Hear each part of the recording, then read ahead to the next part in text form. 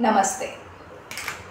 Let's continue our delving into the knowledge of Ikigai, the Japanese secret to long and happy life. Let's continue with chapter number 5. Masters of Longevity, words of wisdom from the longest living people in the world. When we started working on this book, we did not want to just research the factors that contribute to a long and happy life. We wanted to hear from the true masters of this art. The interviews are conducted in Okinawa merit their own chapter. But in the section that precedes it, we have provided an overview of the life philosophies of a few international champions of longevity. We are talking about supercentenarians, people who live to 110 years of age or more than that. The term was coined in 1970 by Norris McWhirter, editor of the Guinness Book of World Records. Its use became more widespread in the 1990s after it appeared in William Strauss and Neil Howe's generations. Today, there are an estimated 300 to 450 supercentenarians in the world, although the age of only around 75 of them has been confirmed. They are not superheroes, but we could see them as such for having spent far more time on this planet than the average life expectancy would predict. Given the rise in life expectancy around the world, the number of supercentenarians might also increase. A healthy and purposeful life could help us join their ranks.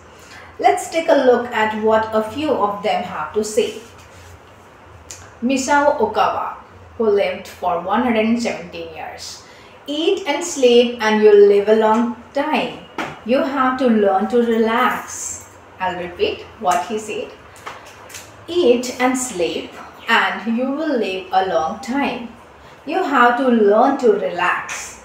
According to the Gerontology Research Group, until April 2015, the oldest living person in the world was Misao Okawa, who passed away in a care facility in Osaka, Japan after living for 117 years and 27 days. The daughter of a textile merchant, she was born in 1898 when Spain lost its colonies in Cuba and the Philippines, and the United States annexed Hawaii and launched Pepsi Cola. Until she was 110, this woman, who lived in 3 different centuries, cared for herself unassisted. When specialists asked about her self-care routine, Misao answered simply, eating sushi and sleeping, to which we should add having a tremendous thirst for life. When they inquired about her secret for longevity, she answered with a smile, I ask myself the same thing. Proof that Japan continues to be a factory of long life. In July of the same year, Sakari Momomi passed away at 112 years and 150 days old. At the time, he was the oldest man in the world, though he was younger than 57 women. Maria Capovella, 116. I have never eaten meat in my life. I repeat what he said.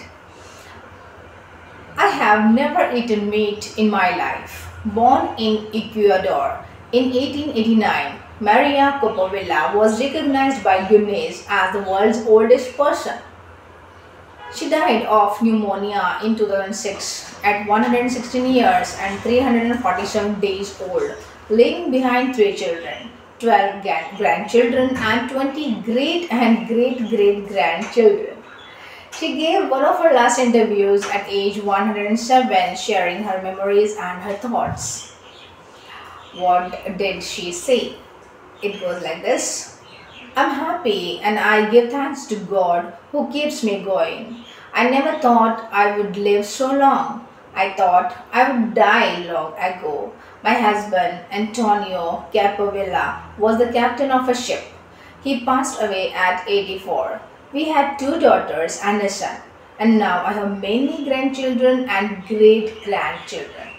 Things were better back in the old days. People behaved better. We used to dance, but we were most restrained. There was this one song I loved dancing to, Maria by Luis Alarcon. I still remember most of the words. I also remember many prayers and say them every day. I like the waltz and can still dance it. I also still make crafts. I still do some of the things I did when I was in school. When she had finished recalling her past, she began to dance, one of her great passions, with an energy that made her seem decades younger. When asked about her secret for longevity, she responded simply, I don't know what the secret to long life is. The only thing I do is I have never eaten meat in my life. I attribute it to that. So this was Maria Capovilla. One more person, interesting one to know about is Jean Calment, 122, who says, everything is fine. I repeat, everything is fine. Born in Arles, France in February 1875, Jean Calment lived until August 4, 1997, making her at 122 the oldest person of verified age in history.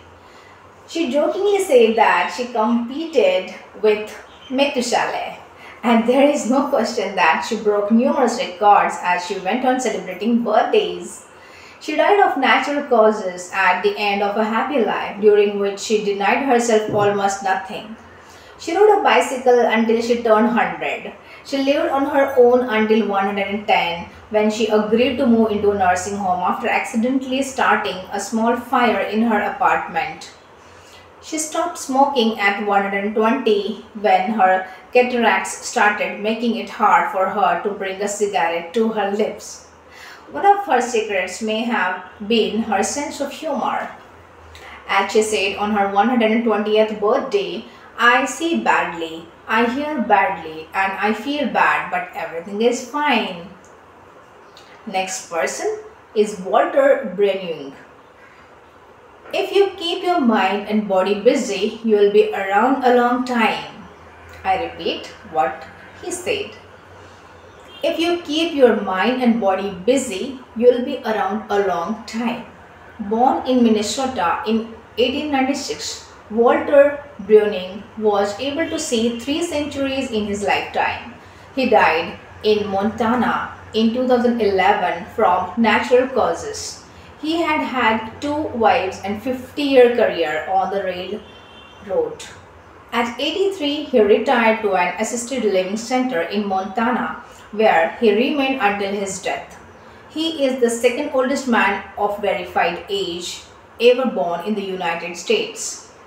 He gave many interviews in his final years, insisting that his longevity stemmed from, among other things, his habit of eating only 2 meals per day and working for as many years as he could. Your mind and your body, you keep both busy, he said on his 112th birthday. You'll be here a long time. Back then, he was still exercising every day. Among Brennan's other secrets, he had a habit of helping others, and he wasn't afraid of dying. As he declared in a 2010 interview with the Associated Press, we are all going to die. Some people are scared of dying. Never be afraid to die because you are born to die, he said. Before passing away in 2011, he is said to have told a pastor that he had made a deal with God. If he wasn't going to get better, it was time to go. Next person is Alexander Emick, 111, 111, who said, I just haven't died yet. I repeat, he said, I just haven't died yet. Born in Poland in 1903, Alexander Emick was a chemist and parapsychologist residing in the United States who, after the death of his predecessor in 2014, became the oldest man of authenticated age in the world. Emick himself died shortly thereafter in June of that year, leaving behind a long life rich with experiences. Emick attributed his longevity to, among other things, never drinking alcohol. It's not as though I would want the Nobel Prize, he said upon being declared the world's oldest man. I never thought I would get to be old so soon. I never thought I would get to be so old. When asked about his secret to living so long, his answer was, I don't know, I just haven't died yet. His answer was, I don't know, I just haven't died yet. Ikigai artists. The secret to long life, however, is not held by supercentenarians alone. There are many people of advanced age who, though they haven't made it into Guinness World Records, offer us inspiration and ideas for bringing energy and meaning to our lives. Artists, for example, who carry the torch of their ikigai instead of retiring, have this power. Art, in all its forms, is an ikigai that can bring happiness and purpose to our days. Enjoying or creating beauty is free and something all human beings have access to. Hokusai, the Japanese artist who made woodblock prints in the ukiyo-e style and lived for 88 years from the mid 18th to the mid 19th century, added this postscript to the first edition of his 100 views of Mount Fuji. The note goes like this. All that I have produced before the age of 70 is not worth being counted.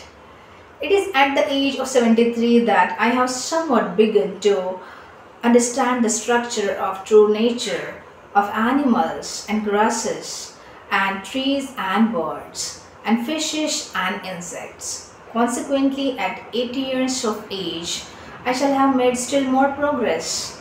At 90, I hope to have penetrated into the mystery of things. At 100 years of age, I should have reached decidedly a marvelous degree, and when I shall be 110, all that I do, every point and every line shall be instinct with life.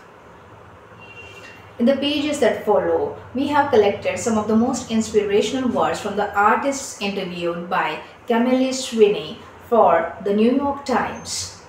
Of those still living, none have retired, and all still enjoy their passion, which they plan to pursue until their final breath, demonstrating that when you have a clear purpose, no one can stop you. The actor Christopher Plummer, still working at 86, reveals a dark desire shared by many who love the profession. We want to drop dead on stage. That would be a nice theatrical way to go. Osamu Tezuka, the father of modern Japanese manga, shared this feeling.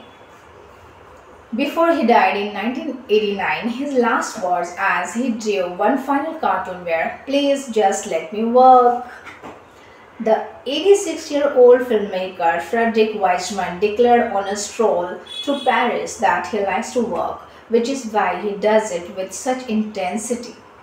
Everybody complains about their aches and pains and all that, but my friends are either dead or are still working, he said. Carmen Herrera, a painter who just entered her 100th year, sold her first canvas at age 89. Today, her work is in the permanent collections of the Tate Modern and the Museum of Modern Art. When asked how she viewed her future, she responded, "I'm always waiting to finish the next thing. Absurd, I know, I go day by day." So, we understand from these many examples how to have a mastery of longevity. For this part, naturalist and author Edward O. Wilson asserted, "I feel I have enough experience to join those who are addressing big questions. About 10 years ago, when I began reading and thinking more broadly about the questions of what we are, where did we come from, and where are we going, I was astonished at how little this was being done." Ellsworth Kelly, an artist who passed away in 2015 at the age of 92, assured us that the idea that we lose our faculties with age is in part a myth, because instead we develop a greater clarity and capacity for observation. It's one thing about getting older, you see more. Every day I'm continuing to see new things. That's why there are new paintings. At 86, the architect Frank Gehry reminds us that some buildings can take 7 years from the time you are hired until you are finished. A fact that favors a patient attitude with regard to the passage of time. The man responsible for the Guggenheim Museum Bilbao, however, knows how to live in the here and now. You stay in your time, you don't go backward. I think if you relate to the time you are in, you keep your eyes and ears open, read the paper, see what's going on, stay curious about everything, you'll automatically be in your time. And the last note about longevity in Japan, last part of this chapter.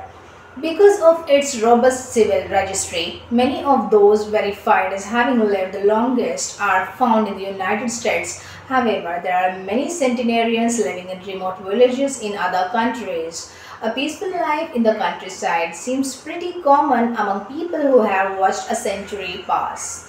Without question, the international superstar of longevity is Japan, which has the highest life expectancy of any country in the world. In addition to a healthy diet, which we will explore in detail, and an integrated healthcare system in which people go to the doctor for regular checkups to prevent disease, longevity in Japan is closely tied to its culture, as we will see later on. The sense of community and the fact that Japanese people make an effort to stay active until the very end are key elements of their secret to long life. If you want to stay busy even when there is no need to work, there has to be an Ikigai on your horizon, a purpose that guides you throughout your life and pushes you to make things of beauty and utility for the community and yourself. So this is all about chapter number 5. Stay connected, stay tuned, see you in the next video. Namaste.